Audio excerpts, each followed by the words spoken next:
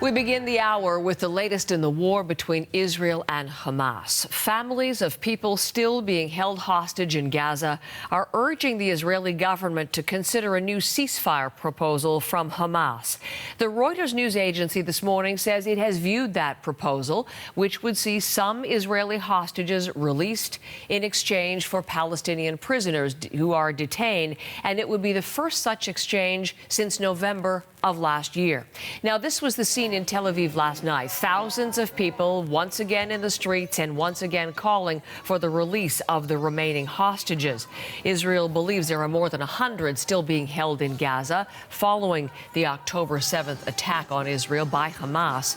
The Israeli War Cabinet is set to meet later today, and the Hostages Families Forum has appealed to them not to postpone an attempted ceasefire deal, to seriously consider the new terms as presented by Hamas.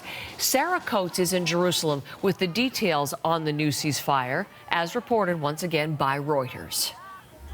Hello there, Heather. Reuters has seen this document handed over by Hamas to these key negotiators late last night. It would include the release of women, children, the elderly, and also the injured and sick captives in exchange for some 700 to 1,000 Palestinian prisoners, 100 of those reportedly serving life sentences here in Israel. We do know that the Israeli War Cabinet and also the Security Cabinet will meet to discuss this at some stage today, but the Prime Minister's office, Netanyahu's office, has already come out to call these demands unrealistic. It comes as these family members of these 134 or so hostages that do remain in the Gaza Strip, they are pressing Netanyahu to do everything he can to agree to this deal with Hamas, saying that time is running out. Here's one of those family members.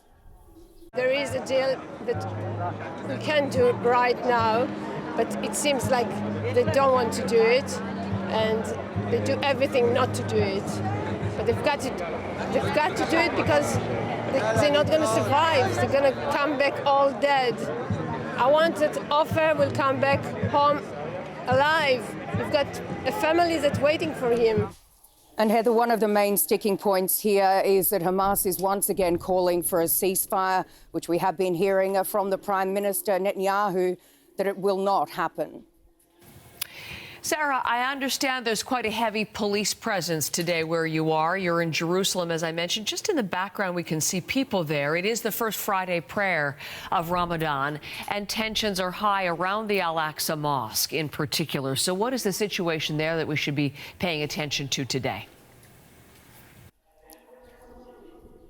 It certainly is calm, but it is tense. Things could really change over the next few hours when Friday prayer is held. We do know that some 3,000 very heavily armed Israeli border police have been deployed right around the city. And even as we've been walking around, there are many, many checkpoints.